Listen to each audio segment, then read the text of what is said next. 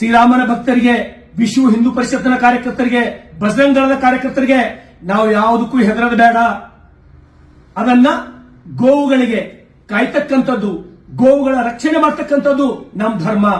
ಅದ್ರ ಸಲುವಾಗಿ ಅದು ಏನಾಗ್ತದೋ ಅಲ್ಲಿ, ಅದು ಎಷ್ಟು ಕೇಸ್ಗಳು ಹಾಕ್ತಾರೋ ಹಾಕ್ಲಿ, ನಾವು ತಯಾರಾಗಬೇಕು.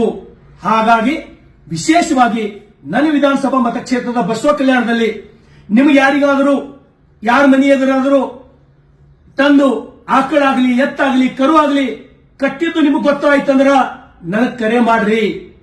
ನಂದು 1112 ನನ್ನ ಕಾರಲ್ಲಿ ಸಿರ್ಫ್ 5 ನಿಮಿಷದೊಳಗೆ ಬಂದು ಅದು ತಡಿತಕ್ಕಂತ ಕೆಲಸ ನಾನು ಮಾಡ್ತೀನಿ. ನೀವು ನನಗೆ ಮಾಹಿತಿ ಕೊಡಬೇಕು. ಆ ಆಕಳ ಹಾಲು ಉಂಡು ನಾವು ಇಷ್ಟು ದೊಡ್ಡವರಾದವು. ಇವತ್ತೇನಾರೆ ಇಷ್ಟು ಎತ್ತರಕ್ಕೆ ನಿಂತು ನಾವು ಬೆಳೆದಿದ್ದೀವಿ ಅಂದ್ರೆ, ಇವತ್ತೇನಾರೆ ನಮಗೆ ಮಾತಾಡ್ಲಿಕ್ಕೆ ಶಕ್ತಿ ಇದೆ ಅಂದ್ರೆ ಅದು ಕೊಟ್ಟಂತ ಗೋವಿನ ಹಾಲು ಕಾರಣ. ಅದಕ್ಕೆ ನಾವು ಯಾವತ್ತೂ ದ್ರೋಹ ಬಗ್ಗಿಬಾರದು. ಸಮಸ್ತ ಎಲ್ಲ ನನ್ನ ಆತ್ಮೀಯ ಸ್ನೇಹಿತರಿಗೆ, ಕಾರ್ಯಕರ್ತರಿಗೆ ಕೈ ಜೋಡಿಸಿ ವಿನಂತಿಯನ್ನ ಮಾಡ್ತೇನೆ. ಬಸವ ಕಲ್ಯಾಣ ನೆಲದಲ್ಲಿ ಗೋವಿನ ರಕ್ತ ಹರಿಲಿಕ್ಕೆ ಯಾವುದೇ ಕಾರಣಕ್ಕೂ ಬಿಡಲ್ಲ. ಕೆಲವರು ದಂಬಾಚಾರಿಗಳು, ನಾಟಕೀಯ ಭಾಯಿಚಾರ ಅಂತಕ್ಕಂಥ ಮಾತಾಡ್ತಕ್ಕಂಥವರಿಗೆ ನಾನು ಸಂದೇಶವನ್ನು ಕೊಡ್ತೇನೆ. ನಾವು ತಯಾರಿದ್ದೀವಿ. ನಮಗೂ ಕೂಡ ಅಶ್ಫಾಕುಲ್ಲಾ ಖಾನ್ ಅಂದ್ರೆ ನಮಗೂ ಗೌರವ ಇದೆ. ಎಪಿಜೆ ಅಬ್ದುಲ್ ಕಲಾಂ ಅಂದ್ರೆ ನಮಗೂ ಗೌರವ ಇದೆ. ಅಂತ ದೇಶಭಕ್ತ ಮುಸಲ್ಮಾನರಿಗೆ ನಾವು ಕೂಡ ಹೆಗಲ ಮೇಲೆ ಎತ್ಕೊಂಡು ನಾವು ತಿರುಗಾಡ್ತೀವಿ. ನಾವು ಮುಸ್ಲಿಮರ ವಿರೋಧಿಗಳಲ್ಲ, ಗೋವುಗಳನ್ನ ಪ್ರೀತಿ ಮಾಡ್ತಕ್ಕಂಥವ್ರು. ಹಾಡಗಲೇ ಗೋವುಗಳಿಗೆ ಯಾರು ಕಡ್ದು ಹಾಕ್ತಾರೋ ಅಂತವರಿಗೆ ಉಸಿರಿರುವವರೆಗೆ ನಾವು ವಿರೋಧ ಮಾಡ್ತೇವೆ. ಅದ್ರ ವಿರುದ್ಧ ನಾವು ಹೋರಾಟ ಮಾಡ್ತೇವೆ. ಯಾರು ಹೆದರೋದು ಬೇಡ. ಸರ್ಕಾರ ಯಾವುದೇ ಇರಲಿ, ಏನ್ ಮಾಡಬಹುದು ಸರ್ಕಾರ ನಮಗ? ಏನ್ ಶಿಕ್ಷೆ ಕೊಡಬಹುದು ಸರ್ಕಾರ ನಮಗ? ಒಂದೆರಡು ಕೇಸ್ ಹಾಕ್ತಿರಷ್ಟೇ. ಅದಕ್ಕೆ ಬಿಟ್ಟರೆ ಏನ್ ಮಾಡಬಹುದು? ಇದೇ ಸರ್ಕಾರ ಏನು ಶಾಶ್ವತವಾಗಿರಲ್ಲ.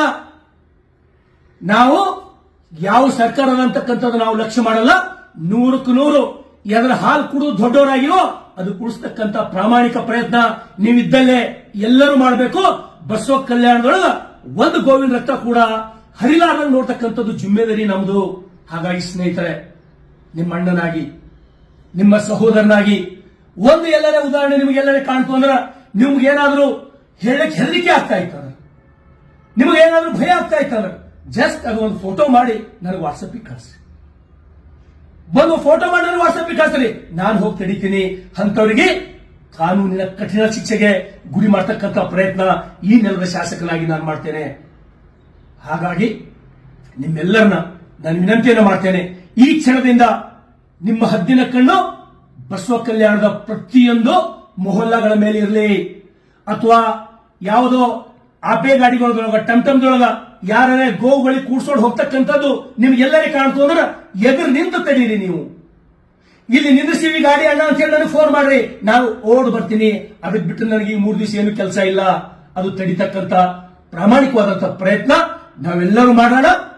ಎಲ್ಲಿ ತನಕ ಆ ಗೋವಿನ ನೆತ್ತರನ್ನ ಹರಿಯುವುದು, ಗೋವಿನ ರಕ್ತ ಈ ನೆಲದ ಮೇಲೆ ಎಲ್ಲಿ ತನಕ ಹರಿಯೋದು ನಿಲ್ಲಲೋ ಅಲ್ಲಿ ತನಕ ಈ ದೇಶದೊಳಗೆ ಶಾಂತಿ ಇರ್ಲಿಕ್ಕೆ ಸಾಧ್ಯ ಇಲ್ಲ.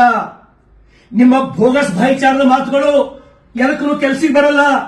ನೀವೇನು ಭೋಗಸ್ ಭಾಯಿಚಾರದ ಮಾತಾಡ್ತಿರಲ್ಲ, ಗೋವಿನ ನೆತ್ತರ ಹರಿಯೋದು ಎಲ್ಲಿ ತನಕ ನಿಂದಿರ್ತದೋ ನಿಂತಾಗ ಮಾತ್ರ ಸ್ನೇಹ ಪ್ರೀತಿ ಹುಟ್ಲಿಕ್ಕೆ ಸಾಧ್ಯ ಅದ. ಒಂದ್ ವೇಳೆ ನೀವು ನೆತ್ತರ ಹರಿಸಿ ಭಾಯಿಚಾರದ ಮಾತಾಡಿದ್ರೆ ನಾವು ಯಾವುದೇ ಕಾರಣಕ್ಕೆ ಒಪ್ಪಲ್ಲ. ಅಂತ ಕೊಟ್ಟಿ ಭಾಯಿಚಾರ ನಮಗೆ ಬೇಕು ಆಗಿಲ್ಲ. ಹಾಗಾಗಿ ಸ್ನೇಹಿತರೆ, ನಿಮ್ಮೆಲ್ಲರಿಗೂ ಕೈ ಮುಗ್ತೇನೆ. ನಾನು ಹೇಳಿದ್ದು ದಯಮಾಡಿ ತಾವು, ಅದು ಯಾವ ಹಳ್ಳಿ ಇರಲಿ, ಸಿಟಿ ಇರಲಿ, ಬೀದರ್ ಇರಲಿ, ಕಲಬುರಗಿ ಇರಲಿ, ಪ್ರತಿಯೊಬ್ಬ ನನ್ನ ಕಾರ್ಯಕರ್ತರು, ಶ್ರೀರಾಮ ಸೇನೆಯ ಭಕ್ತರು ಪ್ರತಿಯೊಬ್ಬರು ಕೂಡ ಬರ್ತಕ್ಕಂತ ಒಂದು 72 ಗಂಟೆ ತಾವು ಅತ್ಯಂತ ಎಚ್ಚರದಿಂದ ಬರೀ ಮಾಹಿತಿ ಕೊಡ್ತಕ್ಕಂಥ ಕೆಲಸ ನಾವು ಮಾಡಿ. ನನ್ನ ಗಮನಕ್ಕೆ ಮೊನ್ನೊಂದು ಶಾಪುರದೊಳಗೆ ಬಂದಾಗ, ಶಾಪುರದೊಳಗೆ ಒಬ್ಬ ಸಿಪಿಐ ಅವರು ಈ ರೀತಿ ನಮ್ಮ ಕಾರ್ಯಕರ್ತರಿಗೆ ಹೆದರ್ಸ್ತಕ್ಕಂಥ ನನಗೆ ಗೊತ್ತಾದಾಗ ನಾನು ಸಿಪಿಐ ಅವರಿಗೆ ಫೋನ್ ಮಾಡೀನಿ, ಸರ್ ದಯಮಾಡಿ ಈ ರೀತಿ ಮಾಡ್ತಕ್ಕಂಥದ್ದಲ್ಲ ಅಂದಾಗ ಅವರು ನನಗೆ ಒಪ್ಪಿಕೊಂಡಿದ್ದಾರೆ. ನಮ್ಮ ಜಿಲ್ಲೆಯ ಪೊಲೀಸ್ ವರಿಷ್ಠಾಧಿಕಾರಿಗಳು ಪ್ರದೀಪ್ ಗುಂಟಿ ಅವರು, ನನಗೆ ಅವ್ರ ಮೇಲೆ ವಿಶ್ವಾಸ ಇದೆ. ಆ ಒಬ್ಬ ಒಳ್ಳೆ ದಕ್ಷ ಆಡಳಿತಗಾರ.